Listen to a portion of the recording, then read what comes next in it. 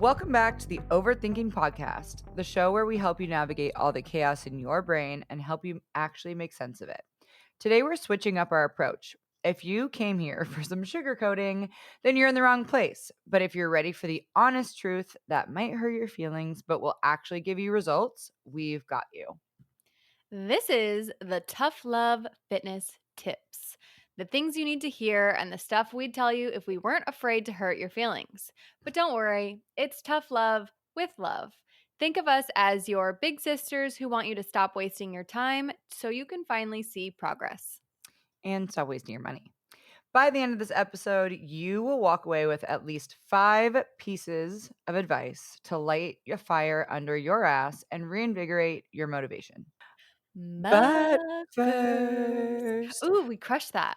we did. And so, because we crushed that, we're going to influence or de-influence again. I feel very passionate about influencing Sweet Green. And by the way, this little segment is not because we're sponsored. We are not cool enough. We literally can't figure out how to get sponsors. So if you can help us, that'd be great. Um, but no, I love Sweet Green, and Sweet Green is essentially like We are it's not cool enough. okay. We haven't applied ourselves enough. Okay, I haven't applied us enough. I did ask Magic Spoon though. I was like, please sponsor us. I just bought a pack of 6 boxes of cereal last week. Did they I'm almost swerve done. you or what'd they They're like, say? "We don't have an ambassador program." I'm like, Oh, "Give me the free cereal. give me your Give me cereal. your cereal."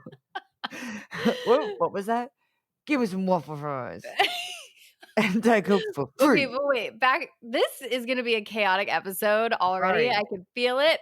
Let's get back to Sweet Green. Just brace yourselves for the chaos. Okay, and also Bree just almost finished her first full week of commuting into work, so that's why she's feeling a little squirrely, okay? Sweet Green is essentially like a quote unquote healthier, like Chipotle, but not Mexican food. It's like bowls. Ooh. So a lot of it's like salad bowls, rice bowls, things like that. Add chicken, steak, salmon.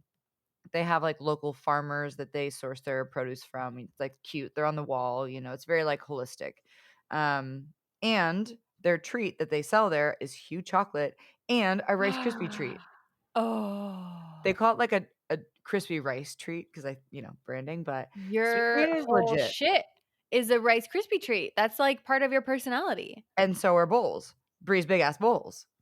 Bree's Big Ass Bowls, that should be your next business. Oh, man, oh man. Man, oh man. Okay, what are you influencing/de-influencing? Well, I wanna try Sweet Green, but I am going to influence my new little toy that I just got is a dry herb vaporizer Ooh. for all of our girls, guys, and gays that love a little THC from time to time. So I love a pre-roll. It's an experience. I just Yeah. love it. But It's the it fuck, does marry, not kill. But it does feel pretty terrible for me in terms of, like, smoking doesn't feel good for your lungs. Mhm. So what the dry herb vaporizer does, you basically use, like, ground up flour, you put it in the little pot, and it heats the fresh flour or the dried flour to a certain temperature. I think it's, like, 350 degrees or something, so it's, like, way less than combustion, like smoking. Yeah. So it operates more like a traditional vaporizer, but you don't get all the junk of like the vape pens. Oh. So it's It's like just less chemicals for your lungs. exactly. It's More of just the the good stuff. pure THC. You get a nice flavor. Um, and because of that, the high is a little shorter, but you just you can do more sessions and then it's better overall for your lungs. I will say I have had way less congestion in my chest in the last like week and a half since I've had it. So, Wow, that's good. So you yeah, and that way you can kind of pick and choose like which flower you want without having to be like at the mercy of whatever's pre-rolled. exactly. Yeah, I Yes. love a pre-roll too. Like there's no better feeling than ending a day and lighting one up. Yeah. It's Why did I like say it like a 7-year-old man? Lighting one up. lighten one up. It's like, sometimes you need a little, like, sweet treat, like, a pre-roll will still be in my life on weekends or, as a little sweet treat, but because the dry herb vaporizer was pricey and worth it in terms of, like, health effects, it will be a regular part of my routine. How much was it? I did find a $60 discount code. Again, not sponsored. I did a $60 discount code? Yeah, dude. I did a little goog and I was It like, must have been $600. How much was this thing? "No." It was $299, so $299. And then I just did a little goog and I was like, "A riser discount code." Found a $60 off. I'm pretty sure they had to, like, fuck that up. Like, someone in their company was like, Wow. "Fuck." You're like, "We need a quick hit of sales. Give it to us." Yeah, and so I got a free shipping, and I got this thing Free for, like, shipping. 240 bucks. Hmm. Did it come with instructions? Like, did you know how to intuitively use it? Girl, the instruction manual was 17 pages long. Okay, is that too long or was that Yes, helpful? it was too long. Okay. So, what I did, as one does, is I just didn't read ChatGPT. the instruction manual, and I turned it on, and I loaded the flour as intuition led me, and went about my business. So it was in fact too intuitive. Yes. Intuition take the wheel. Honestly, Yes. I think, using, Ractuin and, like, I think the other one's Honey, those give me discounts all the time.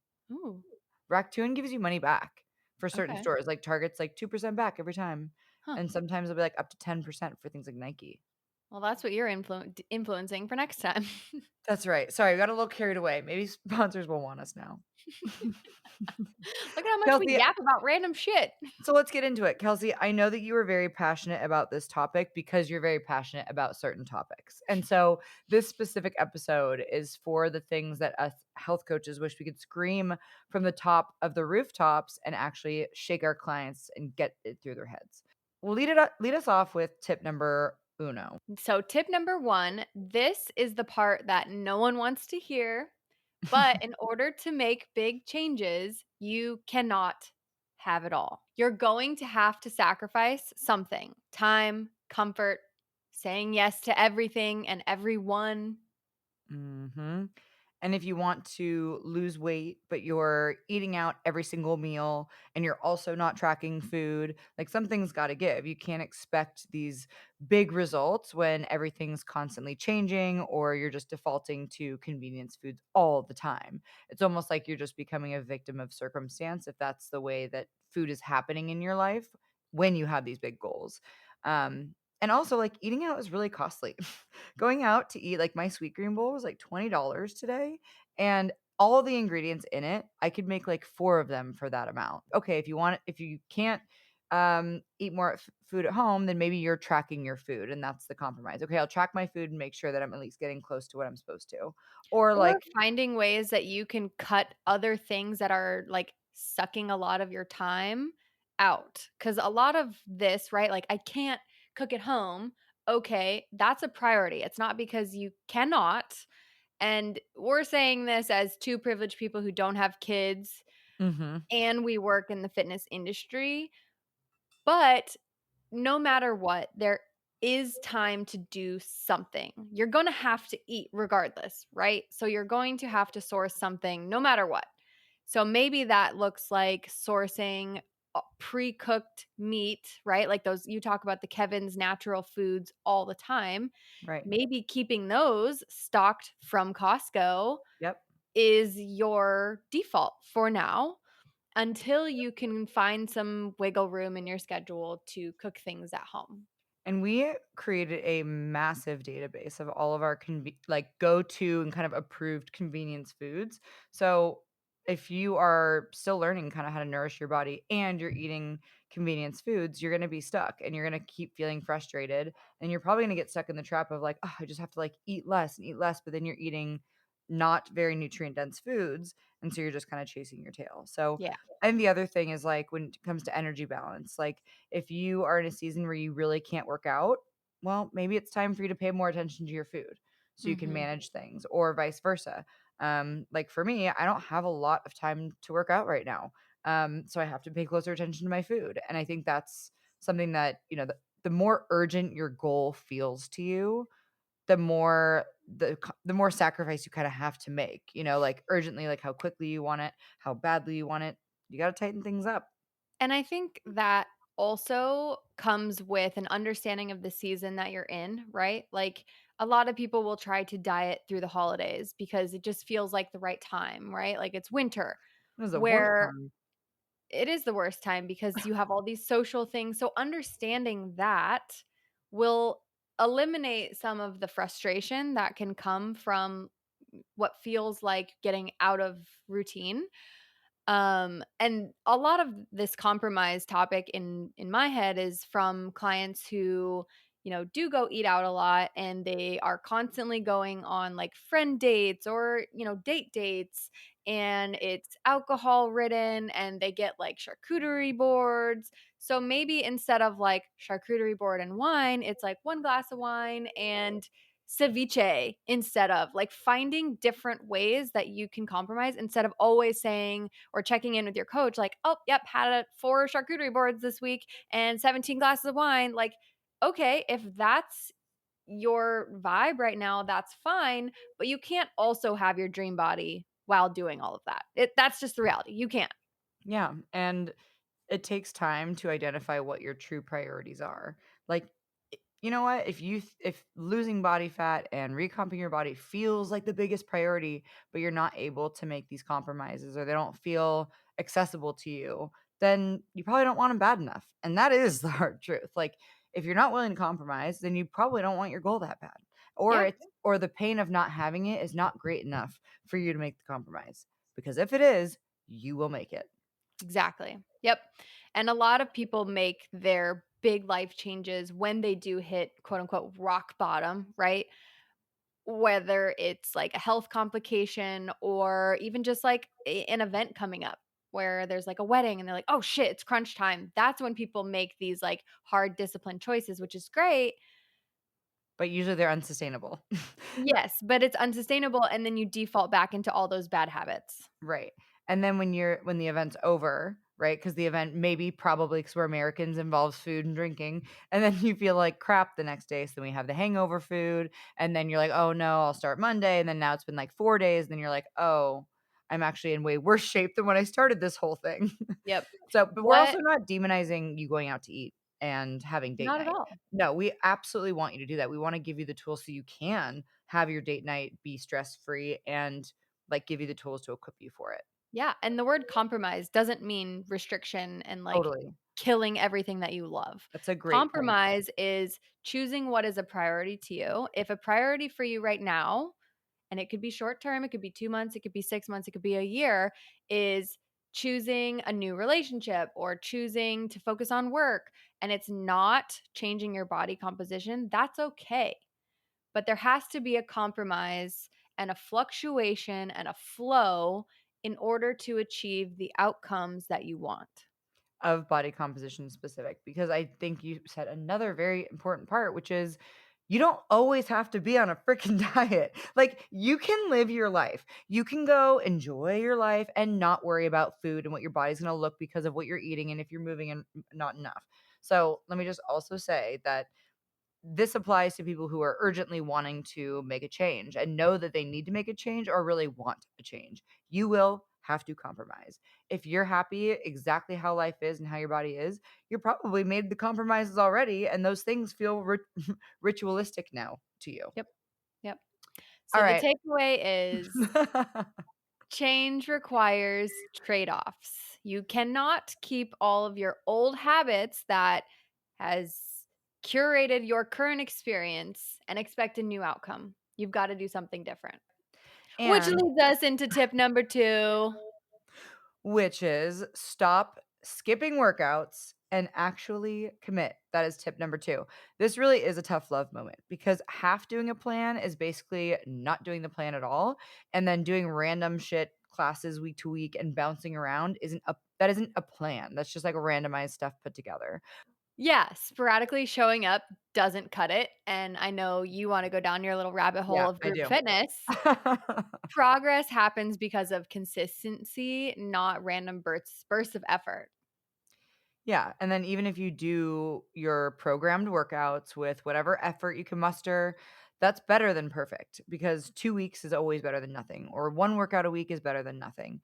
Um, And even just, like, showing up and saying, like, "Okay, I made the commitment to myself," that's better than nothing. But if it's one lift every other week and you don't really know when and there's no planning around it, don't expect any miracles. Yeah. And again, you don't try to compromise it into your schedule somewhere. Like we tell our clients all the time, like set those workout times in your calendar, in your schedule as non-negotiables. Even if you can only get in for 30 minutes, that's going to be better than not going at all, right? Yeah. So, And I think it's important that we highlight people are allowed to have movement menus. You're allowed to do things other than just strength training if you want to change sure. your body. We are big proponents of you moving your body in any and every way that feels good to you. With that said, there are certain modalities of fitness that will yield certain results. So if something is important to you, don't skip out on it. I think it's less just about workouts, but, like, honor yourself and honor your commitment to yourself.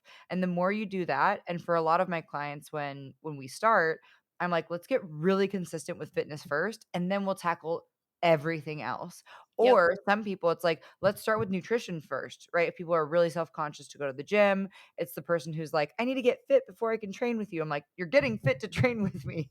You're getting Right. fit to train," or you know what I mean. While "You're you getting train fit with with me. me." Yeah.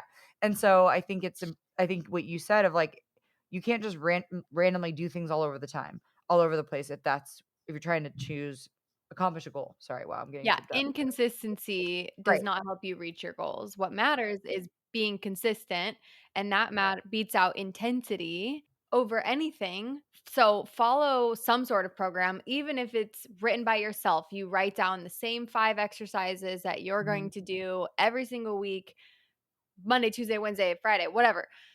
Just follow a program for at least 4 to 6 weeks, changing it up as necessary. Yeah. I think doing programs is actually one of the most effective way to learn about fitness too. Learn what movements you like, Totally. learn what things feel good in your body, what doesn't feel good in your body, what things feel tight.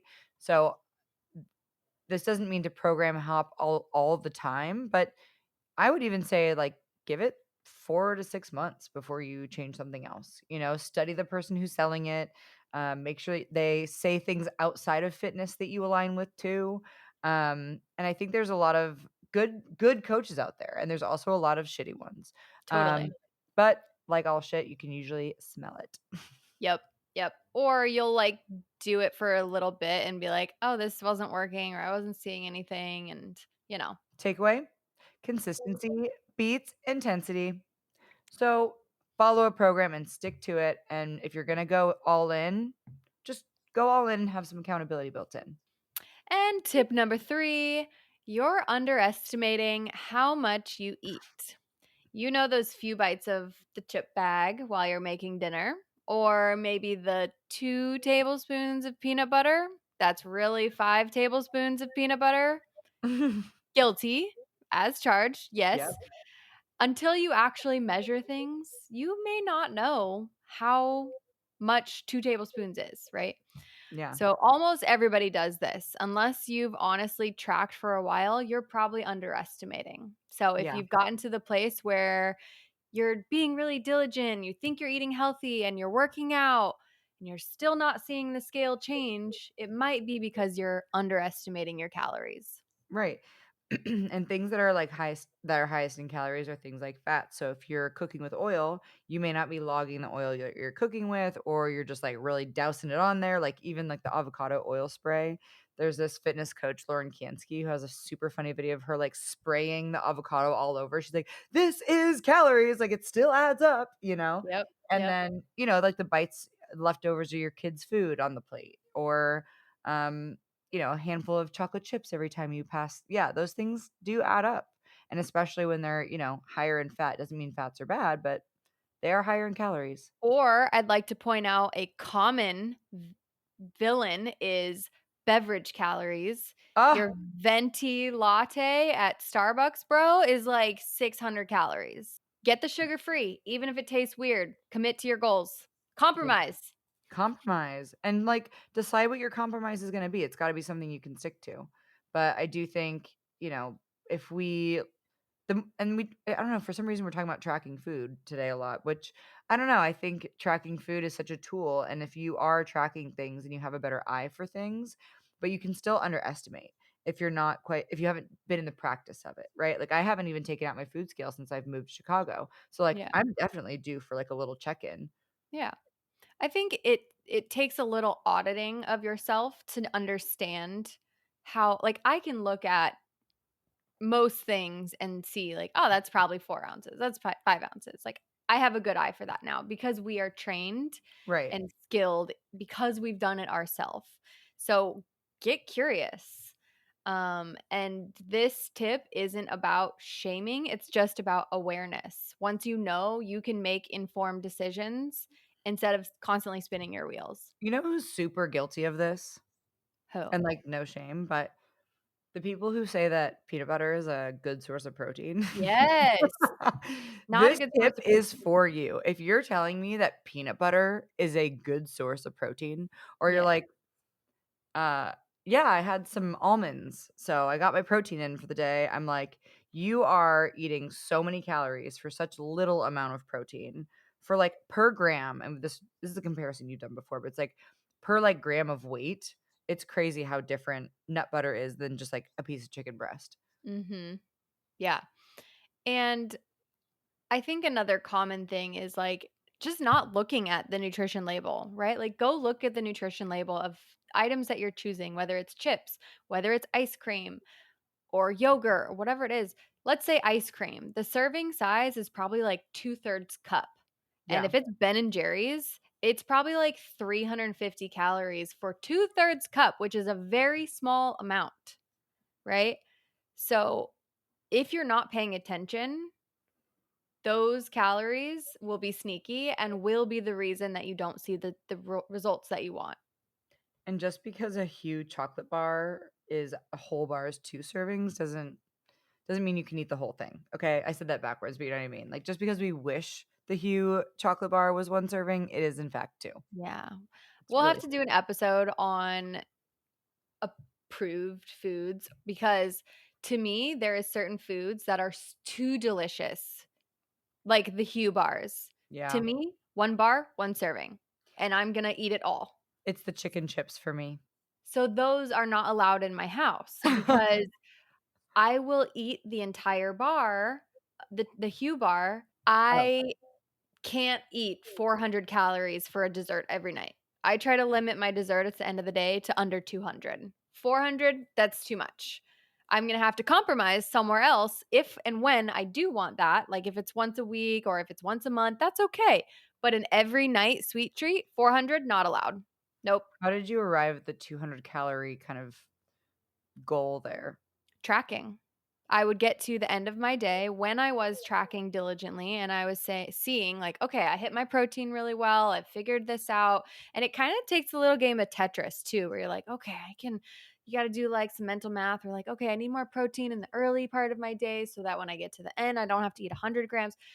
And what I had found was during that time was like, okay, I have like a couple hundred calories left every single day when I'm eating the same similar stuff day to day. So, what I want is a sweet treat every day sometimes. Sometimes every day. Sometimes every day I want a sweet treat. So, I know myself. I want something sweet at the end of the day to kind of cap that day off. It's closing up shop. And just from my experience with tracking, I was like, "Oh, I usually have about 200 calories left in my, allowance of where I feel good." And that's how I arrived there. I love that. I Yeah. like having, that little target, and also it's like a little barometer for yourself. I also feel like all food kind of has different value for different things, right? Like egg whites, high protein value, Greek yogurt, high protein value. Yes. Sweet treats don't pack a lot of like nutritional value, but the value of sweet treats are joy, they're delicious, like so many other things. Your sweet treats don't have to be this like modified high protein cottage cheese ice cream. No, I don't want that. I want something that's an actual sweet treat. And because of that, you have to have boundaries with these with certain foods, right? Like, if And you with just ourselves. with ourselves, but if you go unregulated and you're like, "Oh, no, I've eaten the whole bag of Cheetos," what? You're at square one again. You're fucked. Yeah, Like, and you do that every day. That's how we've gotten to the problem in the state of our country, which is 2/3 of people are overweight. That's a problem. It's not a problem to be overweight. It's a problem to not take care of yourself because you are important and you deserve to feel good. You deserve to not be challenged with health ailments. yeah. And These we're set up for failure as well. If you look at the grocery store, it's like Easter egg hunting to try to actually find a high protein, high quality, minimally processed anything in there anymore. Sure. And it's really important for me to qualify what I'm saying with everything can be a part of your diet because I don't want to make anyone feel bad and I definitely don't want to shame anyone for their weight because your weight is not the problem. How you treat yourself probably needs work. Everything that you do in your life needs to be in balance. Your relationships with your friends, your professional life, the way that you manage stress, how much exercise you're getting. We don't want to over exercise, but we don't want to under exercise because you Right. need to take care of yourself. You need to eat vegetables and fruits and lean proteins and grains because those things are good for you. If you want to live a long time and not be frail and broken and sick early in life, you need to take care of yourself. I So it's mean, not about your weight. It's about taking care of yourself. I love this. I think we'll just end it right there. I think it was great. No, I mean, as someone who is literally eating exactly the way that we're talking about, like I have eaten so many convenience foods in the last couple of months, like so much sugar, so much processed foods. And a lot of it has been unregulated because I'm just like eating with emotion or because Mhm. I'm bored or eating with emotion. And so I think it is good for even someone who may feel like, oh man, judging me, like, I still feel empowered by what you said because you're right. It is a form of self-care and self-love to feed our bodies with the right fuel and to take care of it in the right way. Like, there is a wrong and right way to lose body fat. There is a wrong and right way to take care of your body. Unfortunately, Americans are fed all these lies and misguided steps around how to do that, which really benefits them and doesn't And benefit now the it's human even being. worse. Yeah. And now and healthcare is so expensive, so even if and when you do get sick, you don't get any care, you don't get to see anybody, and then And your anyway, insurance probably won't cover it. yeah. Let's get back to the point. So what is okay, so just to kind of wrap that up, tip number 3, you may be underestimating how much you eat, particularly if you're someone who eats a lot of high convenience foods. There's a lot of calories just snuck in there. So whether you know it or not, you might be eating more calories than you are. So take a look at those nutrition labels and also just take a look at how you're taking care of your body when you feed it. Yeah, get honest with yourself. That's the first step to real progress. And tip number 4, you spend too much time worrying about eating less. Which Okay? ties into tip number 3. Yeah. Dieting forever doesn't work. Your body will adapt, your metabolism will adapt to what you're feeding it so it slows down. You move less without even realizing it. Exactly. You can't keep restricting yourself and expect to feel or perform your best. The chronic dieting and restricting loop leads to not only frustration, but actually a decrease in NEAT, normal bodily function, and overall energy. And I want to kind of like asterisk that decrease in NEAT. So when you're constantly eating less, you will subconsciously move less. When we eat more, we start fidgeting more, we start moving around. Like your body is smart. Like it will use the calories that you give it or not use the calories that you don't give it. And your brain needs fuel. So if you're lacking focus, you're lacking mental acuity, like I am today, then fueling your body, and especially with carbs and consistent feeding times throughout the day, that helps you not only keep your brain mentally acute, it also keeps you building strength, it keeps your metabolism revved up because you're constantly feeding that muscle tissue. And then that's where sustainable results really come from. It's not this like big surge of, restricting calories and then doing it back and taking away and bringing back. Like, you are not a professional bodybuilder. So if you are doing what the bodybuilders do with like restricting and binging, it's not going to work the same way. Like, you need to find what's sustainable for your body. Yes. The diet that is the most effective is the one that you will stick to. And usually thinking about food so much, like when you're tracking food all the time, like that can also be bad too.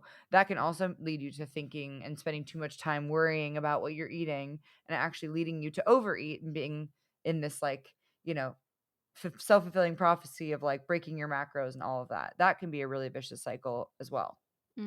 Yeah, it just leads to more frustration. So, and stop chasing less and start focusing on fueling better and getting strong, fueling so that you have energy to actually show up to the gym and perform your workouts and lift like a pro. And I'm sorry for all us 90s babies who grew up with the world telling us to move more and eat less, when in reality, we need to eat more protein and move more. You probably could do it with a walk or two. If you're someone who's sitting a lot or finds that their body's a little tweaky, yeah, you could probably move a little bit more. And I think it's just, the takeaway is stop chasing less, less, less and trying to be skinny, skinny, skinny, and just try to get strong, and your body will move and feel so much better. Tip number 5 is definitely a burning desire, passion of mine. Eat like an adult. Last one. And it may sting a little. You cannot outsource your entire diet to restaurants, DoorDash, frozen meals, PB&J, Lunchables. I've definitely had some friends in their 30s who live off Lunchables. And I'm like, "Girl, have you had a vegetable?" A vegetable? A vegetable? Have you had a vegetable? I have not had a vegetable today, but Okay. To be fair, me either. But if you wanna feel good and see results, you've got to get comfortable in the kitchen, even at, like, a basic level. And again, I'm not being, hypocritical here. I've been eating my fair share of convenience foods and door dashing recently, but knowing how to cook at a basic level so that you can feed yourself, or just knowing how to pair things together, pair fresh ingredients with pre-cooked ingredients. Don't just only rely on that one outsourced option. You can right. always I keep a box of arugula in my refrigerator Yeah. at all times, and I will Or add like that to everything. a classic example of like a super lazy meal that you could church up is top ramen, right? Like that's what I ate in college. And this is what I'm saying, like eat like an adult. Like, okay, let's say you eat top ramen. What if we added a handful of pre-shredded rotisserie chicken to that top ramen? Or cooked it in bone broth. Sure, and it's already better. It's not different, it's just smarter.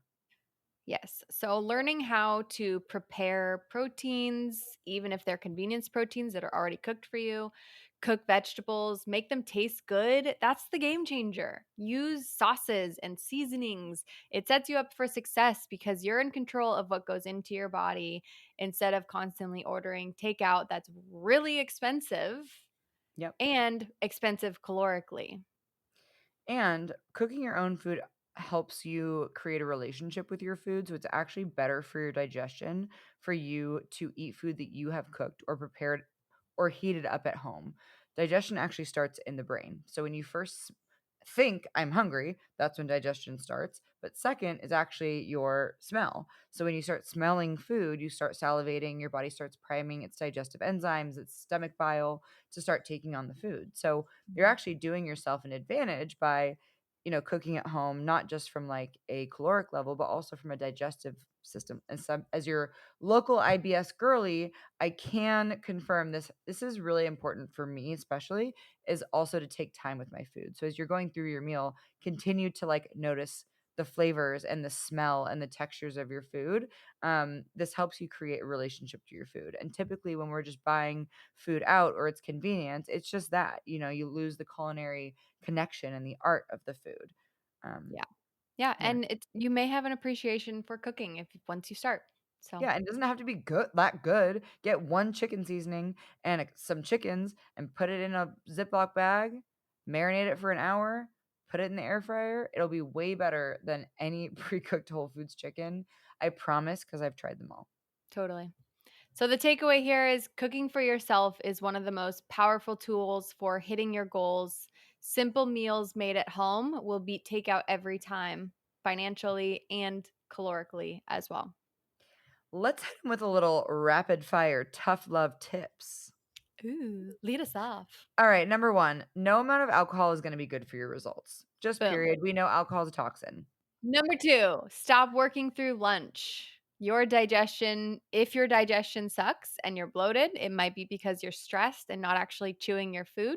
So instead of blaming your hormones, which might just be related to other lifestyle factors like not chewing your food and not moving around, maybe take some time to pay attention when you're eating. And your quote unquote cortisol belly isn't just because of cortisol. There are a lot of other factors at play of why you might be experiencing a slightly larger gut than you're used to or like to have. It is not just cortisol belly. It may be the behaviors that stem from your high cortisol, but it's not just the cortisol. And the last one is yours. I'm going to let you take it because you wrote this one. Your shitty narrative with yourself or your fixed mindset will be the leading cause of you not accomplishing your goals or staying even in the arena of the goals that you have. Like shitty narrative being like you don't believe in yourself. You don't believe in yourself, you keep self-sabotaging, you Mm. have so what a fixed mindset is these are the skills that I was born with. These are the things that I know. This is how it's always been done. This is how it is. This is how I am. Or And saying, "I don't know how to cook," and then yeah, that's the end of it. so like I don't have time. I don't have time. I don't have time. Okay, growth mindset person would say, I haven't made the time. I know that I am capable of that skill, but I don't currently possess it or I'm not in a position to demonstrate it.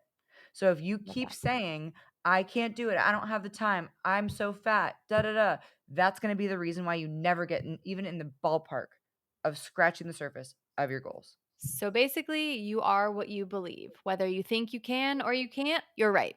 So, our tough love takeaway in one line: you are capable of more than you give yourself credit for. Results don't just fall into your lap, sacrifice is required, commitment is required, and eating like an adult sometimes is required. And none of this is a punishment. It's an investment in the future version of you. And we know that you can do it. And we're going to give you the tools and we believe in you. If one of these tough love tips hit home for you, screenshot this episode and share it with us on Instagram at overt_thinking podcast, at Brianna Lamb, at Kelsey Michelle. And we want to know which one was your wake up call. And thanks for hanging out with us today. And thank you to everyone who's been following this podcast, leaving comments, subscribing. It really helps us a lot. And especially on Instagram, we've had so much fun DMing back and forth with you. And we see you bookmarking our podcast posts. So thank you very much. And we will see you In the in the next next episode. episode.